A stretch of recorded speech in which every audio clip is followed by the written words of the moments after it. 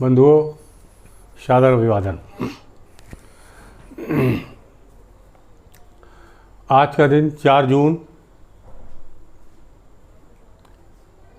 स्वतंत्रता प्रेमियों के लिए एक अत्यंत दुख भरा दिवस है। आज के ही दिन 4 जून 1989 को पेकिंग में तिएनामेन चौक में चीन की फौज ने बर्बरतापूर्वक सत्याग्रह कर रहे विद्यार्थियों पर गोलियां बरसाई थी। ये विद्यार्थी पिछले 1.5-2 महीने से इस बात का सत्याग्रह कर रहे थे कि चीन के कम्युनिस्ट में भ्रष्टाचार है, वहाँ के जो अधिकारी हैं वो भ्रष्टाचार में लिप्त हैं, लिहाजा उनके खिलाफ कुछ कदम उठाए जाएं। लेकिन इससे चीनी शासक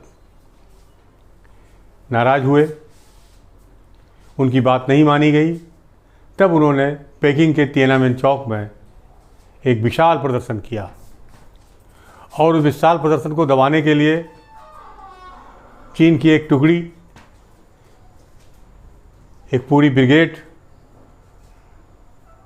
पहले आई, लेकिन ब्रिगेड के जो कमांडर थे उन्होंने उन निहत्थे विद्यार्थियों पर, शांतिप्रिय बैठे हुए निहत्थे विद्यार्थियों पर किसी भी तरह का बल प्रयोग से मना कर दिया और वो पूरी टुकड़ी ब्रिगेड वापस लौट गई। हम लोग लगातार ये खबरें सुन रहे थे, आतंकित हो रहे थे, समझ नहीं पा रहे थे कि कैसे इसका समापन होगा।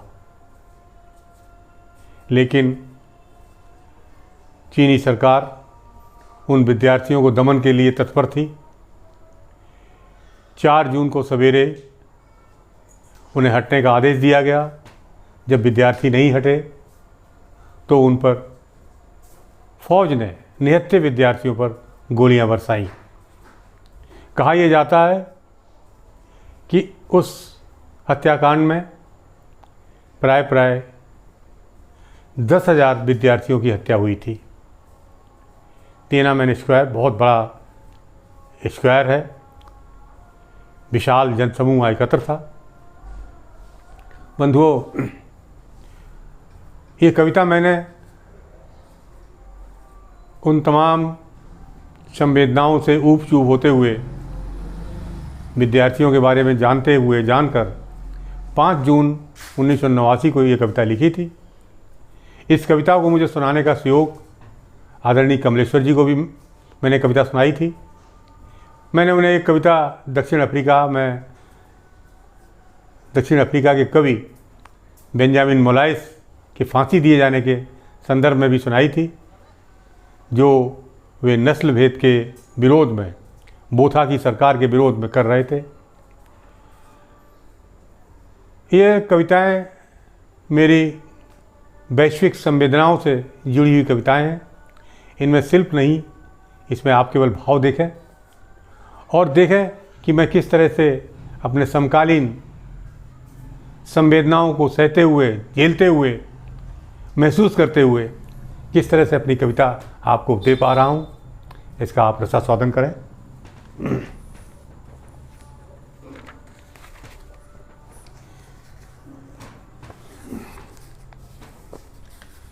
प्रातः 7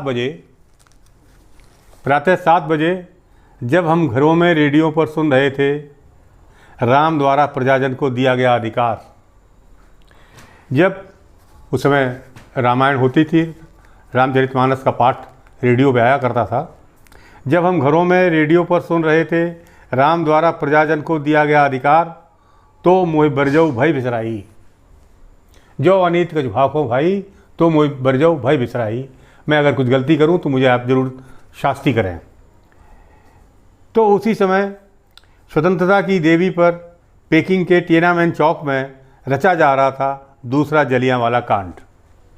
तो उसी समय पेकिंग के तिएनामेन चौक में रचा जा रहा था दूसरा जलियांवाला कांड, जहां निहत्थे भागते बालकों व युवाओं की पीठ पर जनता की फौज बरसा रही थी गोली। जहां निहत्थे भागते बालकों व युवाओं की पीठ पर जनता की फौज बरसा रही थी गोली। पीपुल्स आर्मी, जनता की फौज पीपुल्स आर्मी। जहां जनता की फौज बरसा रही थी गोली, टैंक जहां बर्बरता से रचा रहे थे होली। स्थापित सत्ता प्रत्येक देश में, बंधुओं, स्थापित सत्ता प्रत्येक देश व काल में सभी जुल्म करती है जनता के नाम पर। स्थापित सत्ता प्रत्येक देश व काल में सभी जुल्म करती है जनता के नाम पर, जनता के विरुद्ध। चीन में तो नहीं था विदेशी सत्ता से युद्ध, चीन में तो नहीं था विदेशी सत्ता से युद्ध। बदहवास कर उठी हैं पेकिंग की चीखें, बदहवास कर उठी हैं पेकिंग की चीखें। शासकों को क्या पड़ी है जो इससे कुछ सीखें, शासकों को क्या पड़ी है जो इससे कुछ सीखें। स्वतंत्रता की देवी जिसे विद्यार्थियों ने था गढ़ा, स्वतंत्रता की देवी जिसे विद्यार्थियों ने था गढ़ा, माओ के गढ़ में गांधी गया पढ़ा, माओ के गढ़ में गांधी गया पढ़ा। क्या खून खराबों से दब जाएंगे वे सवाल, क्या खून खराबे से दब जाएंगे वे सवाल जो किसी भी व्यवस्था या देश में ला सकते हैं भूचाल। रक्त रक्त पेकिंग की सड़कों पर नहीं इस धरा पर बहा है, रक्त पेकिंग की सड़कों पर नहीं इस धरा पर बहा है। जहाँ भूगोल ने नहीं भावना ने सदियों तक सहा है कहा है, जहाँ भूगोल ने नहीं भावना ने सदियों तक सहा है कहा है। निरंकुश शासन है एक विपत्ति, निरंकुश शासन है एक विपत्ति जिसके प्रतिकार का है मानव को अधिकार। निरंकुश शासन है एक विपत्ति जिसके प्रतिकार का है मानव को अधिकार। स्वतंत्रता की देवी, हे स्वतंत्रता की देवी, तुम्हें युवाओं के रक्त से ऊष्मा मिलती है। हे स्वतंत्रता की देवी, तुम्हें युवाओं के रक्त से ऊष्मा मिलती है, इसीलिए इसे जी भर कर पियो। तुम्हें युवाओं के रक्त से ऊष्मा मिलती है, इसलिए इसे जी भर कर पियो, ताकि युवाओं को परवान चढ़ाने हेतु, ताकि युवाओं को परवान चढ़ाने हेतु तुम युग युग तक जियो, तुम युग युग तक जियो। बंधुओं, ये तत्कालीन परिस्थितियों में लिखी गई कविता, आप इसको समझें, मेरी उस पीड़ा को भी समझें जो उन बंद गोलियां झेलते हुए युवाओं पर उस समय जो व्यथा बीत रही थी, मैंने मानसिक रूप से उनका अनुभव किया। बंधुओं, बड़ी सीधी सी बात है कि युवाओं के, विद्यार्थियों के, निहत्थे अहिंसक विद्यार्थियों के जो केवल सत्याग्रह कर रहे थे, बैठे हुए थे, जो कहीं कोई ऊधम नहीं मचा रहे थे, उन पर यह खून खराबा हुआ। यही नहीं, उनके नेताओं को पकड़ लिया गया।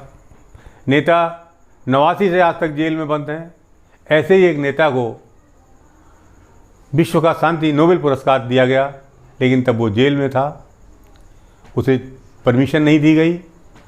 उसकी कुर्सी नोबेल प्राइज़ पाने वालों की कतार में खाली पड़ी रही। ये पुरस्कार उसकी पत्नी ने प्राप्त किया।